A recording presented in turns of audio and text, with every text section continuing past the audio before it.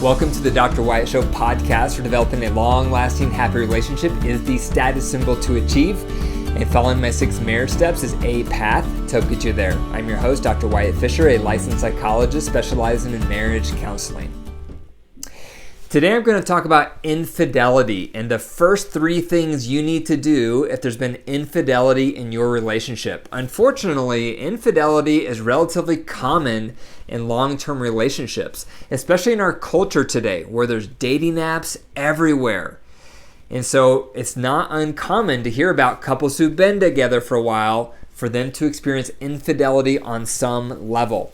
And a lot of you have asked me to speak more about infidelity, more about affairs, because it is so common. So I've written about infidelity. I have an affair recovery program you can access through my website. But today I'm going to talk about the first 3 steps that are most important if your relationship has experienced infidelity. The first step is no more contact. That's referring to the person who's had the affair and the person they've had the affair with. So the wayward partner needs to cut out all contact with the affair person. That's the first step. That's the most important step. Because obviously, if you're still in touch with this affair person, there's no way you're going to recover from the affair. And every time you have contact with that person, it's going to re-traumatize your partner. Affairs and infidelity are the most devastating thing a relationship can go through. All couples across the globe, the leading thing that breaks partners apart is infidelity because it's traumatic. It devastates the core of relationships. And so if you have experienced infidelity, if you're the one who's had the affair, the very first step you have to do if you want to recover your marriage is to break off all contact with the affair person. Think about it for a moment. When you have an affair, it's like a hardcore drug.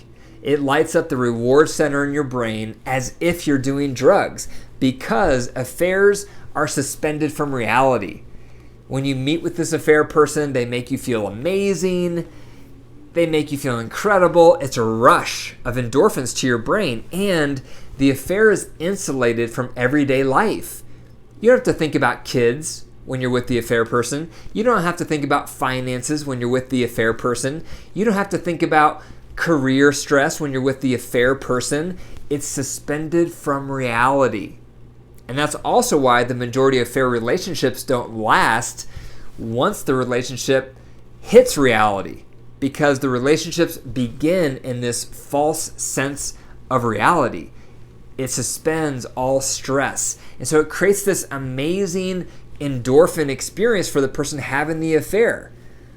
That's why the very first step you have to take is the hardest step, which is you have to go cold turkey.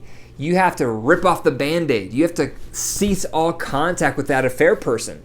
Because if you don't, you're going to keep falling back into that same connection with the person, with the affair person.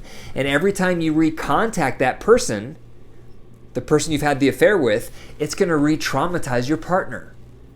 And so if there's any hope of your relationship recovering, it has to start with you ceasing all contact with the person you've had the affair with. Now that might mean some drastic measures need to occur. You might have to quit your job. If you're working with the person you've had the affair with, quit your job. If you've had an affair with a neighbor, move. If you've had an affair with someone you go to church with, change churches. Whatever it requires for you to have no more contact. And a lot of people are under the misconception that they can continue to be friends with the person they had the affair with. They can continue to see them at work. They can continue to see them at the synagogue. They can continue to rub shoulders with them in the neighborhood. You can't. Because every time you see them again, it just increases your risk of falling back into the affair. And like I mentioned, every time you rub shoulders with them again, your partner is not going to be able to heal, because they're going to be in a constant state of panic and anxiety that you're having the affair again. So that's the first step. You have to cease all contact. You have to rip off the Band-Aid. You have to do whatever it takes to get that affair person out of your life once and for all. And that leads me to number 2. The second step you have to take when there's been infidelity is you have to open up all accounts. Because you've broken trust. You've lied to your partner. They're not going to believe you if you say, yep, I'd have no more contact with them. You have to prove it. And one of the best ways to prove it is you open up all accounts. That means your phone is open to them, your social media accounts are open to your partner, all of your bank accounts are open to your partner, your email accounts are open to your partner. Everything you have should be open access to your partner, and you should volunteer this. Don't make your betrayed partner come begging for it. Don't make them ask for it. You volunteer it. Because if you volunteer it, it shows you care. It shows that you want to build back trust. It shows you have nothing to hide. So if you've had an affair, how open and willing are you to share all of your accounts and all of your passwords? I've worked with couples before where the person who had the affair refused to open up all accounts. And then when I leaned in and was really pushing for them to do it, they got angry. And they said, I'm not a child. But you know what that did? That made them look even more guilty that they were still in contact with the affair person, and that's why they wouldn't open up their accounts. So if you have ceased all contact, there's no reason not to open up your accounts. And I recommend having open accounts, open phones with your partner, even if there hasn't been infidelity, just to promote openness and trust. If you have nothing to hide, there should be no reason that your partner can't just pick up your phone at any moment and look through it. There should be no reason for that because there should be no secrets. So that's number 2. If you've had an affair, it is imperative that you open up all accounts, but not just open up all accounts, but that you do it with a willing attitude. Because that shows that you care, that shows that you're not hiding anything, and that's going to help your partner slowly build trust to know you really actually are keeping your word that you have no more contact with the affair person. Number 3, the third most important thing you can do if you've had an affair is show remorse. Now, you may feel justified that you had the affair. You may feel justified that you had infidelity because you were probably really unhappy in your marriage. Maybe your emotional needs weren't being met. Maybe your sexual needs weren't being met. Maybe you felt abandoned. Who knows? But even though you may have felt justified, it was still your choice to violate your marriage vows and have an affair. That was your choice. That was your decision. No matter how unhappy you were, no one forced you to break your marriage vows. You could have gotten a divorce first and then had the affair, but you didn't. You stayed married and broke your vows and had the affair. That's on you. And that's the way to think about infidelity, is that the person who has the affair, that decision is 100% on them. However, the climate in their relationship that increased their susceptibility, that's usually on both partners on some level. So some people who've had the affair struggle with showing remorse because they felt like it was their partner's fault that they had the affair because their partner wasn't meeting their needs. Now that's a cop-out because you're not taking any responsibility for your decision.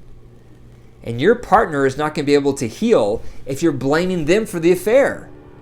So what you need to do is get down on your knees and with sincerity apologize for your decision to break your marriage vows.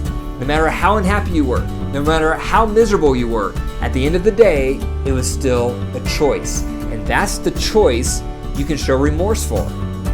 That's the choice that you can show regret over. That's the choice that you can go to your partner and with heartfelt apology express to them how horrible you feel for making that choice. If you don't show remorse, it's almost impossible to forgive. So your betrayed partner needs to see your sincere remorse before they're ever going to consider forgiving the decision that you made. So, if there's been infidelity in your relationship, it's a long road to recovery, but there is a road. And it starts with those 3 steps. Number 1, you have to cease all contact. Number 2, you have to open up all accounts with a willing heart. And number 3, you have to show remorse for the decision that you made, regardless of how unhappy you may have been. Thank you for listening to the Dr. Wyatt Show podcast. If you enjoyed the episode, click the 5 stars and leave a review. Also, remember to email me your questions that you want me to address on the podcast. You can email me at info@drwyattfisher.com. For more resources, go to my website, drwyattfisher.com. And remember, your marriage is alive. So if you care for it and nurture it, it will grow. But if you deprive it and neglect it, it will wilt and die. The choice is up to you. Take care.